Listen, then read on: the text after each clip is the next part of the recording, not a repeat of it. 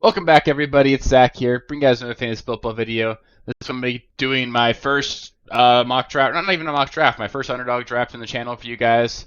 Just doing a quick draft in the Chihuahua challenge they've got. So just a $4 entry fee, but just sort of fun. It looks like we're going to be picking from the 108. The draft will start in 50 seconds, and yeah, you guys can sort of see how I draft when there's like real money on the line and all that. Really fun doing these. I think I might actually start doing these sort of live on the channel at some point. Maybe doing one of these a week. So if that's something you guys are interested in, let me know, and maybe we'll do them on Sundays or something, so you guys have some football content to look at on Sundays. So should be a lot of fun. I've had a lot of fun with Underdog in the past. Not a sponsor yet, lol. So we'll see what happens there. But it's been a lot of fun. Really enjoy doing these, and hopefully you guys enjoy them as well. So yeah, I'll sort of go as each player gets picked and everything. I'll sort of go over just my general thoughts on those players as well. Sort of help you guys also just go over what my strategy is when it comes to these drafts as well. Thing with Underdog is that it's been super wide receiver heavy. If you just think about it, it's a full PPR format with 3 wide receivers in your starting lineup. Makes a lot of sense that then you're going to have a bit of a slanted view towards the wide receivers. So just interesting how that goes down, but should be a lot of fun here. So saw CeeDee Lamb go 101. That is certainly interesting. It's not what I would do. I've been over that quite a few times. I think Christian McCaffrey should be the first overall pick, and if you can get him at 2 overall, that's pretty awesome. So that being said, looking at pick 8 here, we're probably going to be looking at Breece Hall. I love the value getting Breece Hall at pick 8. That makes me super excited. And then I'm going to want to pair him with a wide receiver afterwards. I don't like going running back early on in the draft just because the wide receivers actually run out really quick. If I do go running back, then I'm probably looking at like a 2 wide receiver, 4 running back build. Well, this is interesting. Bijan made it to us. I think we'll do Bijan. Not a huge difference between him and Breece Hall for me. Bijan's super exciting, could easily be a league-winning asset this season, and I just didn't want to pass that up. And now what we're really hoping for, honestly, is that Puka somehow makes his way back to us. I doubt that's going to happen, so I think we're probably going to be staring at Marvin Harrison, who's someone that I've been super vocal about. I think he's going to be awesome this season. If Gibbs did make it back to us, I would be interested enough to consider going running back, but it just gets really tough when you do that because there's not a lot of receivers available when you get to the late 3rd round. You're going to be looking at guys like, just look down here, you're looking at like DK Metcalf, DJ Moore, Malik Neighbors. Those guys end up being your wide receiver 1, and that certainly isn't something that gets me super excited. So hopefully Marvin Harrison makes it here. I don't think he's going to. It would be just like me, just on brand to take Chris Olave if it happened, and I wouldn't be too upset about that. So if that's what has to happen, that'll be just fine. Obviously do love Marvin Harrison, but Chris Olave's got a shot to be a rock star again this season as well. So certainly interested there. I think we're probably looking at Chris Olave. It'd be interesting to see. We saw Waddle go. That's really early for Waddle right now. And then we just missed out on Garrett Wilson. I don't want to go Jonathan Taylor here. Chris Olave is going to be the pick. You guys know I love this guy. He could easily be a league-winning asset. He should just be super exciting for us. So love doing that. Underdog's super fun too, just because you can do a bunch of different speeds of drafts. Like right now we've got 15-second draft picks, so it's super quick. You can do 30 seconds, 15 seconds, or you can do slow drafts, so you've got like 8 hours to make a pick. Super fun to do it however way you want to do it, but these are just fun sort of quick hitters, just to sort of get it drafted and get it all done really quickly. So a lot of fun doing these. So we're 9 picks away. It's taking a look at what receivers we're going to be looking at here. Probably going to be wanting to go with a receiver. I wouldn't be opposed to taking Kyren here. I do think Kyren is a really great value, especially getting him in late round 3. So I'd certainly be looking at that as a real potential option here. Looking at the wide receivers, nothing that gets me super excited. I don't really love Cooper Kupp. DK Metcalf would be a really solid option. Tank Dell I love, but taking him in round 3 is just a little bit too early for me. If Kyren makes it to us, I'm probably going to take Kyren, but DK would also be my preferred pick. Other than that, I don't find myself taking Sam Laporta in the 3rd round really ever. Kelsey, same thing. Don't really want to take a quarterback in the 3rd round with some of the values. That really sucks. We just missed out on Kyren. Probably not going to get DK. I don't want Kupp or Diggs, really. Derrick Henry would be a reasonable pick here. He's got a shot to be a potentially league-winning asset, someone that I am super excited about this season. Kupp went. Metcalf went. I hope Derrick Henry stays on the board because that's going to be the pick if he's available. If not, I would consider going Josh Allen, but I'm glad we didn't have to do that. Derrick Henry, that's our pick there. So we've got 2 running backs in the first 3 rounds, which is not normally a build that I want to go with in Underdog. That's going to mean that I'm probably going to end up with only 4, maybe 5 running backs on this entire roster, so we're definitely not going to go to 6. We're going to take a lot of dart throws at the wide receiver position because it's going to be tough at this point. Because you'll see the wide receivers we're going to be picking from going forward are going to be pretty gross. That being said, run the clock in 7 picks, 6 picks. George Pickens will be my number 1 pick here at the wide receiver position. Mid round 4 is where I will take Sam Laporta or Josh Allen if they're available. The thing is, though, with Sam Laporta is that I just like Trey McBride more, and he goes so much later, and I'm not going to take Trey McBride here because when you're in like these sort of tournament drafts, it doesn't make sense to reach for players because then other people are just getting those guys at later values. So even if you think it's it's the best pick you could make in like this maybe a redraft format, it doesn't make sense in a format like this where other people are you're competing against other people that are drafting and are not in this draft room. So it just makes it a little bit more difficult. If Kelsey's available, that would be interesting. I could consider that. He went. Okay, that makes this easy. 2 picks away. Hoping George Pickens makes it to us. If not, we could go really robust RB and consider someone like Travis Etienne. The thing is, though, I really love guys like James Cook and stuff. If he made it to us in round 5, I would consider it. It's probably not going to do that. See what happens here. If Pickens is available, we're going to go Pickens. There goes Hurts. Pickens is going to be our guy here. It's your wide receiver, too. I think that's just a really great spot to have him at. I really do think Pickens could be a potentially top 10 wide receiver this season. I believe he's ranked by wide receiver 22, but I've talked about him as one of my favorite values. I think he's got a shot at double-digit touchdowns. He's going to be the number 1 wide receiver in this offense, and I think Russ is actually going to surprise people a little bit. He'll be efficient. This could be an offense that puts up top half numbers in the NFL, and they'll be really efficient running the ball. Think back to Tennessee just a couple years ago with Arthur Smith as the offensive coordinator. You had Ryan Tannehill leading the NFL in yards per attempt. Pretty sure Russ is still better than Ryan Tannehill. And in that offense, there were 2 really top-tier wide receivers, both A.J. Brown and Corey Davis finished inside the top 25 that season. So there's room for wide receivers to succeed in an Arthur Smith offense, and it just needs to work out a little bit there. So taking a look here, let's take a look at the tight end spot. Dalton Kincaid would be the last one I would really consider here. Guys like Njoku and Evan Ingram I also like quite a bit, but I wouldn't take them at this spot. So if Kincaid makes it to us here, I'll consider him. The quarterback position, if Lamar is there, I've got it. Never mind, there he goes. I won't do Mahomes. I know I've talked a lot about just how he's not necessarily someone that I'm targeting. And I get it. I've gotten a lot of crap from some of you guys in the comments. I totally get it. It's just I don't see the ceiling for him compared. Like, obviously the ceiling's there. I just don't see really what differentiates him from guys like Dak Prescott or Jordan Love or C.J. Stroud. Like, there's no reason for me to have him above those guys, especially because he has a much better running game than those guys and a much better defense. So he's just less necessary to the team. So I don't find myself drafting him a whole lot. We did miss out on Kincaid here. So looking at the wide receivers. Let's see. Let's take a look. I do think I want to get our 3rd wide receiver here. We've got Deontay, but I don't want to take him here in round 5. That's too early. Jayden Reed is certainly in consideration, as is Calvin Ridley. I've sort of come around to Ridley a little bit. I think this is going to be an offense that's going to run the ball or throw the ball quite a bit. I want James Cook really bad too, but I'm going to hope he can sneak it back to us. I'm going to take Calvin Ridley as our 3rd wide receiver here. He's going to be really awesome for us. We'll see what happens here. Hopefully James Cook makes the 7 picks. He's not going to. I wouldn't mind going Rachaad White either. A couple other running backs I do really like, so that's totally fine.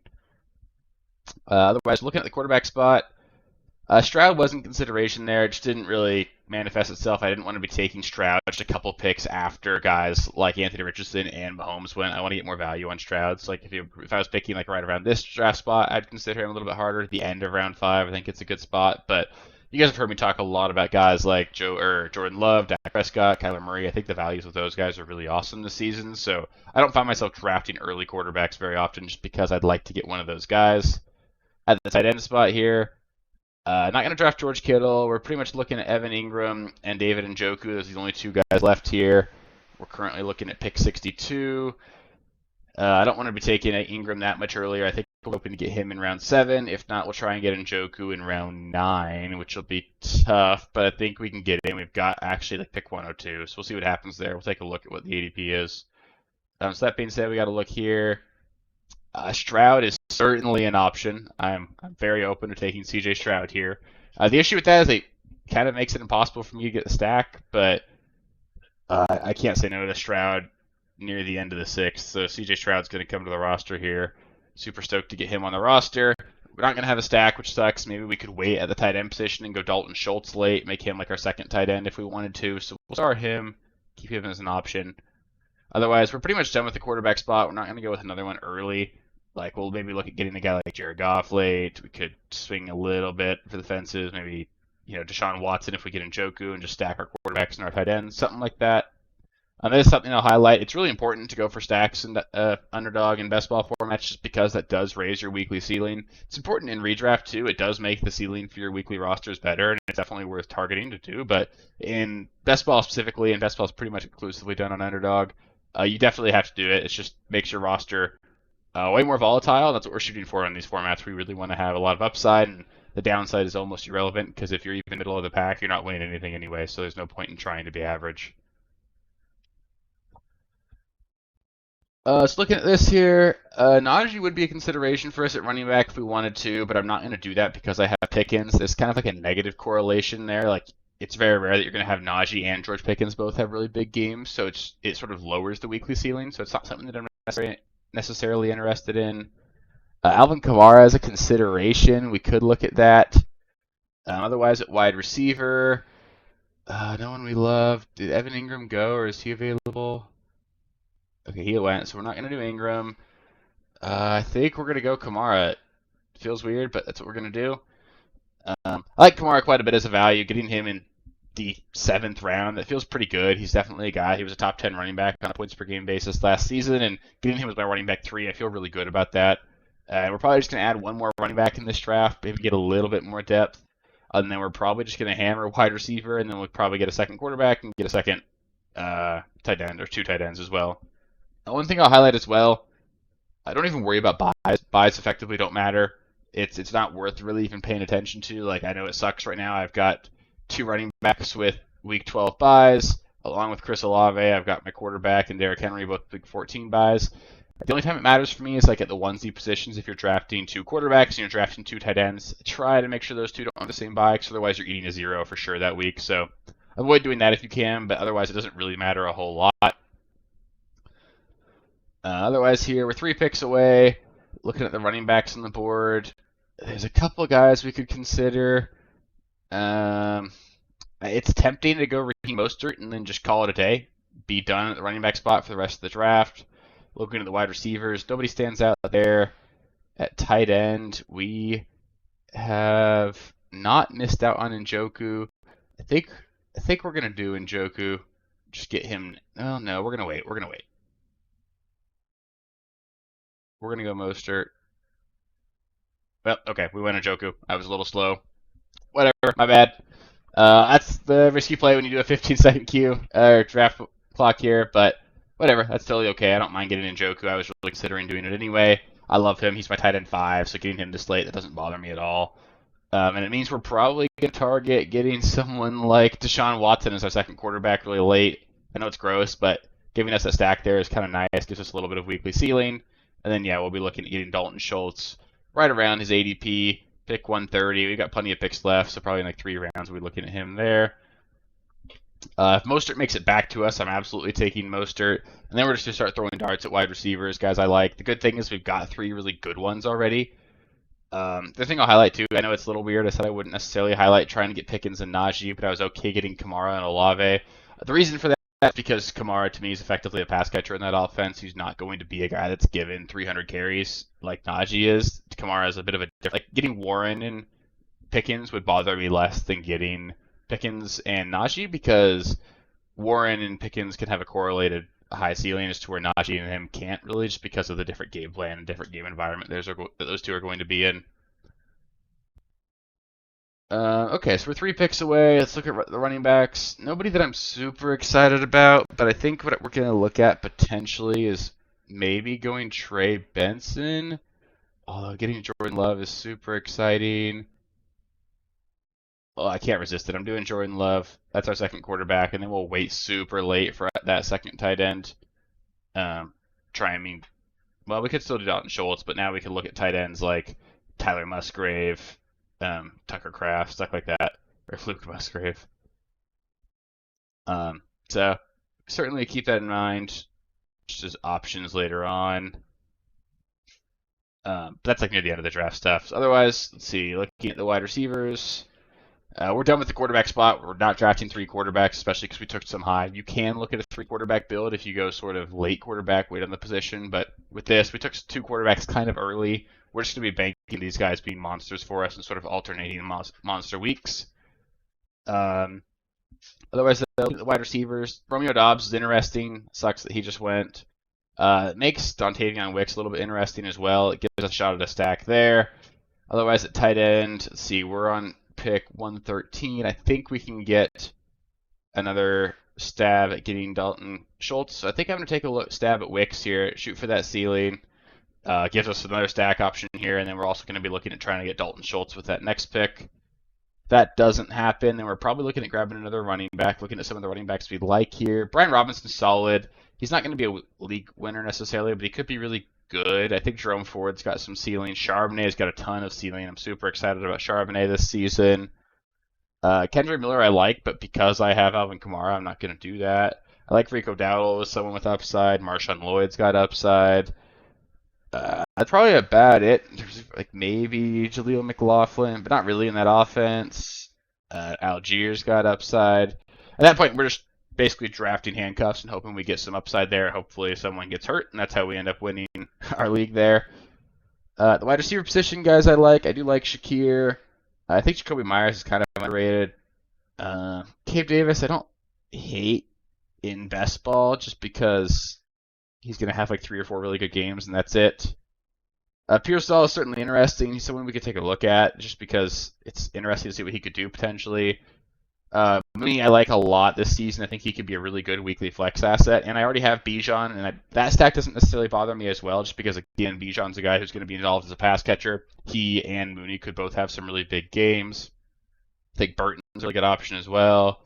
Quentin Johnston, I'm not necessarily in on Quentin Johnston, but I certainly think he's someone who could be surprising this year. I think he's got a shot, and in best ball, it's sort of all you're looking for. So that being said, we're 3 picks away. We'll scroll all the way back up to the top here. Really hoping Dalton Schultz makes it to us. That'll be our pick if that happens. Give us those 2 tight ends. We'll probably be down at the tight end spot at that point. And then we're just going to hammer running backs and wide receivers. So hopefully this works out. 1 pick away. That's fantastic. We got Dalton Schultz. Awesome. So now we've got that done. Now we're just looking at running backs and wide receivers. We've got how many picks left? Looks like we've got 4 picks left, I believe. I think that's right.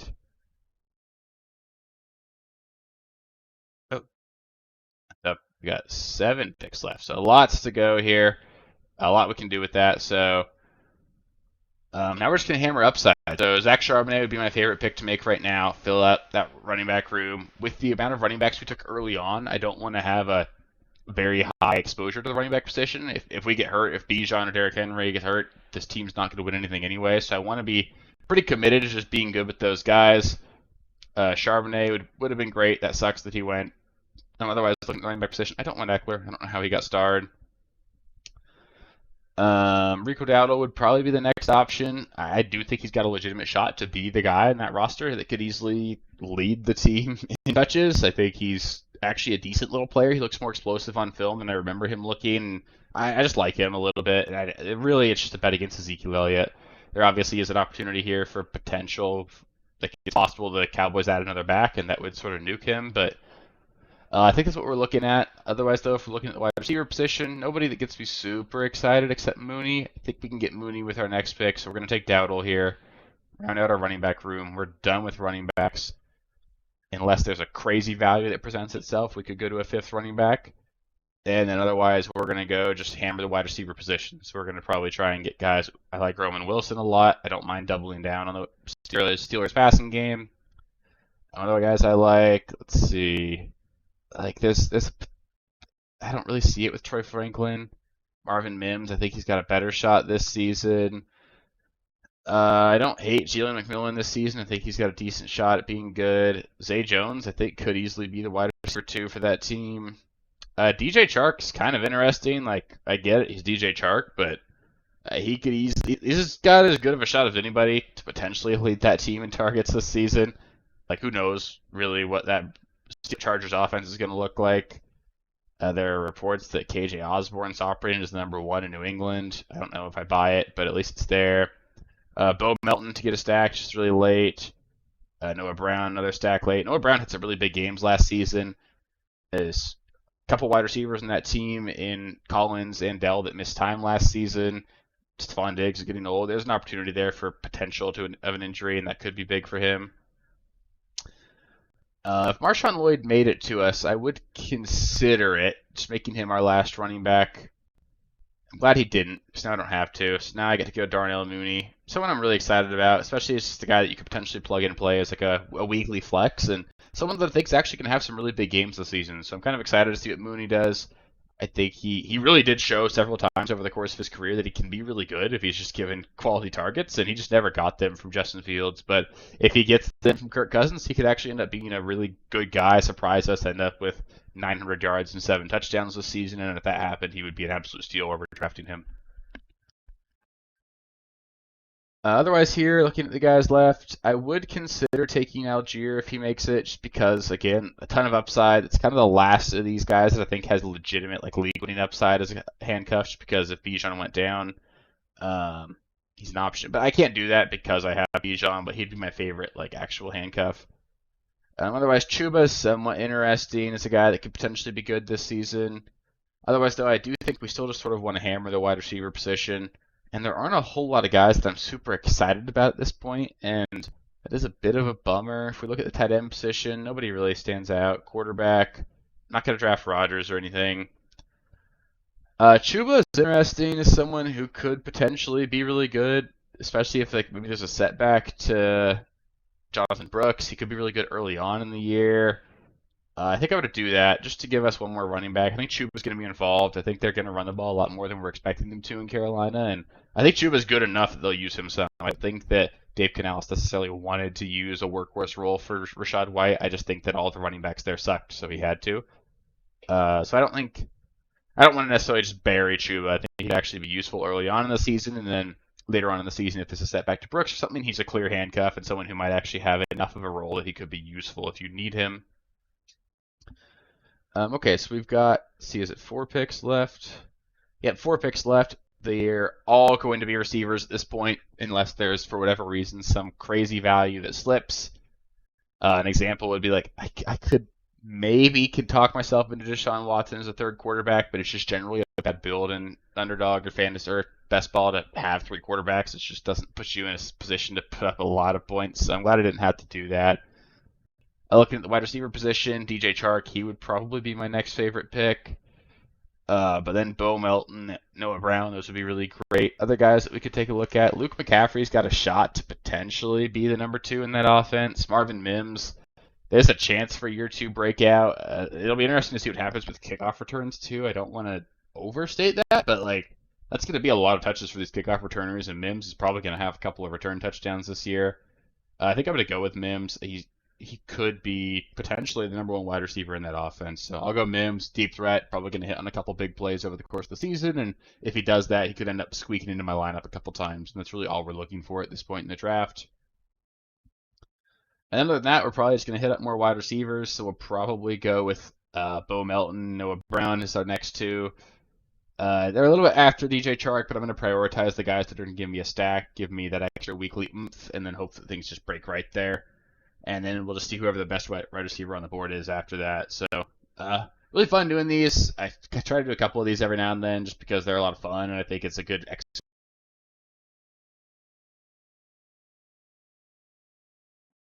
Not bad. My headset every now and then wants to turn off. So yeah, I think it's just a really fun exercise to do these. Cheap, but not cheap enough that people are just burning money and not actually taking these things seriously. So that's also important to me, is that you get better information than you do in a lot of the other mock drafts, because it's real. People are actually here trying to win money, and I think it gives you a bit of an extra leg up over a lot of people that are just doing normal mocks and don't necessarily have that exposure to like competitive draft rooms yet. Otherwise, though, let's see. So we're going to be up on the board in 3 picks. Yeah, take a look at these guys that we're going to be reaching a little bit, but none of these guys really interest me. Troy Franklin, rookie, slipped in the draft for a reason. Denver offense isn't going to be very good anyway. Luke McCaffrey, probably the number 3 target in a bad passing offense. Javon Baker, probably the number 3 target in a bad offense.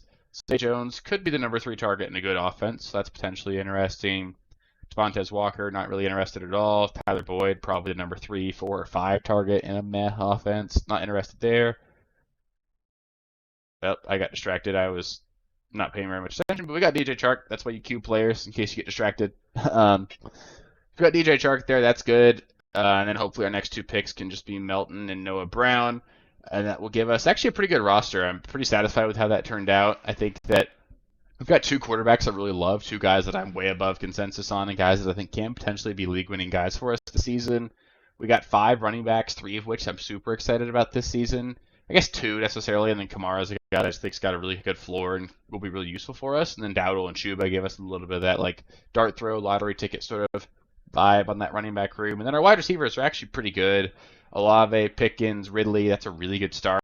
And then going from there, you got Wicks, Mooney, Mims, Chark, and we're going to end it up with Noah Brown and Bo Melton as well. So that should give us a really solid roster, give us guys that I'm pretty confident in, and we've got enough wide receivers that even though maybe we're a little bit top heavy with those top 3, I think the guys behind them, some of them will hit, and they've got enough just sort of excess reason to be excited that there's potential there for this to be a really good team. And again, when you're doing underdog, it's a little bit different than doing a normal redraft. You really are just aiming for upside. It gives you a really different build, and that's why I'm going to do more videos, of course, as we go over the course of the offseason, especially highlighting like different ADPs and auction values and all that, because right now we basically have to base everything off of underdogs ADPs, and as fun as these are, it's a really different game theory that you got to go through. So you're not necessarily drafting the same way you would in a home league or in a normal redraft league, and that sort of makes these ADPs a little bit inaccurate compared to what we're going to be looking at when we get into the middle of August. So just keep that in mind. These are super fun.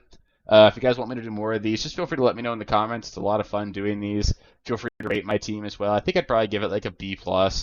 I've had better drafts as well, and I did sort of had to pivot. I didn't necessarily do what I want to do. I don't normally like taking 2 running backs in the first 3 rounds like I had to, but I think I built it out pretty well. I like all the players on my team. I didn't feel backed into a corner or anything, so that's always good, and I'm pretty happy with it. So yeah, feel free to rate my team. If you guys have any other comments on players, anything you think I did wrong, feel free to let me know in the comments as well. If you guys know anybody working at Underdog, want to help me get a sponsorship, maybe try and do that. Underdog, if any of you guys are watching, I keep messaging you and nobody gets back to me, but it'd be really cool to make you guys my first sponsor, and yeah, would love to just sort of keep doing these. So a lot of fun. Really appreciate all you guys, and hopefully you guys enjoyed this. It's really fun for me just doing it, and I figure I might as well share that with you guys as well. So I think that'll finish out the roster here. Overall, really satisfied with the team. Maybe one thing I would recommend is when you do it the way I did it here, I sort of forced myself to take wide receivers all at the end because I ended up with 5 running backs that I didn't want to build a team that had 6 or 7, and that makes it kind of tough. I think it's really important to try and end up with a roster that's got like 7 or 8 wide receivers. You can see mine has 1, 2, 3, 4, 5, 6, 7, 8, 9 because I didn't necessarily prioritize the position early on, having drafted 2 quarterbacks kind of early. Spent a little bit up on a tight end and David Njoku, so I had to take a lot of dart throws there, and it sort of limited my options later on in the draft. I couldn't. So yeah, I think I really liked my team here. If there's anything you guys have done differently or any of that, feel free to let me know. I'm going to keep putting out several videos over the course of the rest of the off season, so if you guys want to make sure you don't miss out on any of that, just make sure you subscribe to the channel. That way I can help you win your fantasy championships the rest of the way. So it's going to be a lot of fun. If you like this video, feel free to give it a thumbs up. It really helps with the algorithm and all that. And appreciate you guys a lot. It's been a lot of fun. And yeah, I'll catch you with the next one. Peace. Thank you guys for watching. If you haven't already, please be sure to subscribe to the channel, like the video, check out these other videos here if you haven't. If you want more content, please feel free to follow me on Twitter at RealSteelFFB. I'll be more active on there as the season goes on. Thanks. Catch you later.